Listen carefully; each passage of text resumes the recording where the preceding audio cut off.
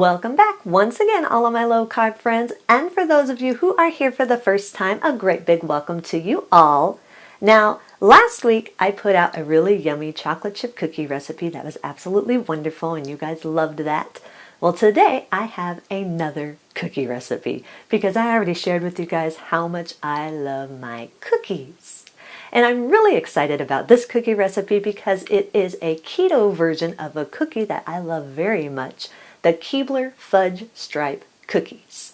I love those, but they are so horrible for you. They got so much sugar, so much carbs, and so much other stuff that you don't want in your body. But these keto version of the Fudge Stripe Cookies are excellent. They are keto, they are gluten-free, they are low carb, they are sugar-free, they are wonderful. And if you want a printable version of this, you can check out my website at janetsdeliciouslowcarbkitchen.com. You can find a printable version of this and other goodies there for you. And if you're new to the channel and you want to see lots of yummy keto recipes, make sure you click that subscribe button, and right next to the subscribe button there's a little notification bell. Make sure you click that notification bell. That way you can be notified every time I put out a new video. And if you're wanting to support the channel, make sure you scroll down in the description of this video. You'll see some Amazon affiliate links. Anything that you buy on Amazon using my affiliate link, a small portion will go to me, which will help to support the channel. Even if you don't want the item that it routes you to, you can always just go up to the Amazon search bar. As long as you are using my affiliate link, whatever you buy on Amazon, a portion will go to me, which will help support the channel. And while you do all that, let's get cooking.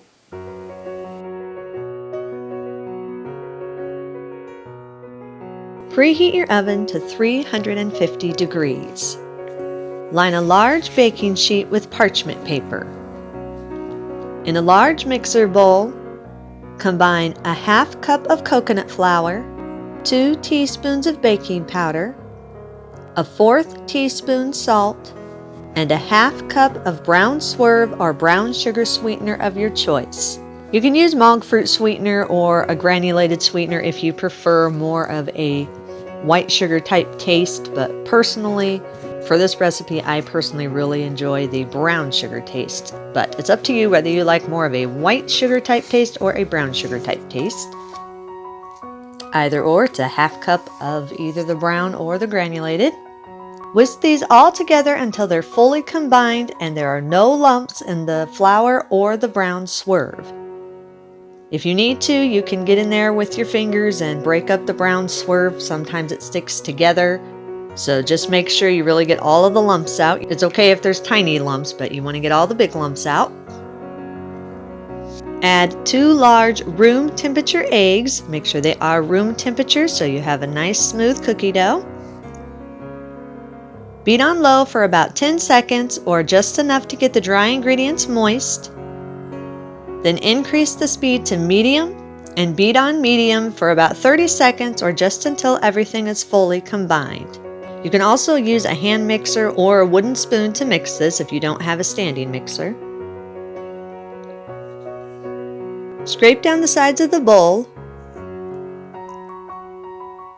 Add 1/4 cup of room temperature butter that's softened. Make sure it's softened, not fully melted. And 2 teaspoons of vanilla extract. Beat on medium for another 30 seconds or just until everything is fully combined and you have a smooth dough. Scrape down the sides of the bowl and push all of the dough to the center of the bowl. Scoop the dough out by tablespoonfuls onto your prepared baking sheet. Then take each scoop and shape it into a tight ball. Once the dough is formed into balls, then use your hand and slightly flatten the tops of the ball to form a flat cookie shape. Now, however flat you want these is up to you. Just think of what you're trying to replicate here. You're trying to replicate the similar size and thickness of a Keebler Fudge Stripe cookie, so they are generally pretty flat. These cookies do not spread, so basically whatever thickness you pat these out to, that's how they're going to come out once they are baked. This dough does not spread, so pat it out to whatever thickness you want. Once all the cookies are shaped, take a fork and just using the front part of the fork, lightly press it into each cookie and carefully drag the fork across the top of the cookie to make horizontal lines. Be very careful when you do this. Try not to push too hard. You don't want to go all the way through the cookie. Now, you don't have to do this part if you don't want to. I find it easier if I create the lines. That way it gives me a guideline for when I put the chocolate stripes on top after they're baked. But if you don't want to put the horizontal lines on here, you don't have to. It's up to you. Once you have made the lines, if you choose to do that, then create a hole in the center of each cookie by pressing your finger in and around to create a circular hole in the center of each one of the cookies. Make sure you spread it out enough to where after it's baked, you will still have the hole. You don't want it to be a tiny hole. You want it to be big enough to where that after it's baked, it will still create a hole and not close up. So make sure you push it out a bit. Once the cookies have all been shaped, then place them in the oven and bake them at 350 for about 8 to 10 minutes or until they are lightly golden around the edges.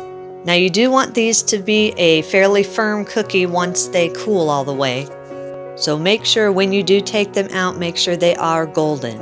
If you're using monk fruit sweetener or any other type of white granular sugar, your cookies will be a little bit lighter in color than mine. I'm using the brown swerve, so my cookies are a little bit darker. But still, you can tell they're getting golden around the edges and around the bottom, and that's what you're looking for. They still will be slightly soft. Gluten-free baked goods are always soft when they first come out. I baked mine for about 9 minutes and it was perfect.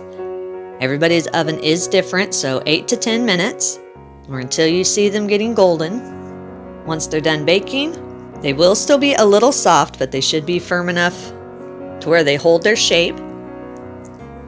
Let them cool on the pan for about 15 minutes so that they can firm up. Once the cookies have cooled for 15 minutes, transfer them to a wire rack and allow them to cool completely before we put the chocolate on them. I usually let them sit for at least another 15-20 minutes so they are completely cool. Once the cookies have cooled, line a large baking sheet with parchment paper and set it aside for a minute. In a medium microwave-safe bowl, melt 1 1/4 cups of chocolate chips of your choice. The Lily's brand is a great keto brand if you're wanting to get a store-bought one, or you can check out my recipe on homemade chocolate. I'll put a link in the description for that. When I melt my chocolate chips, I put them in the microwave for about 20 to 30 seconds. Take them out, stir them. If they're not melted all the way, then I'll put them back in for another 20 seconds, take them out and stir it. Don't put them in longer than 20 to 30 seconds at a time because you run the risk of burning your chocolate. So after every 20 to 30 seconds, check it, stir it around, see if it's melted. If it's not, then you can put it back in for another 20-30 seconds. It shouldn't take more than about 40 seconds to fully melt your chocolate chips. Make sure you stir them really good so you make sure they are fully 100% melted. Once your chocolate is completely melted, then dip the bottom part of each cookie into the melted chocolate. Then turn it upside down and place it on your lined baking sheet.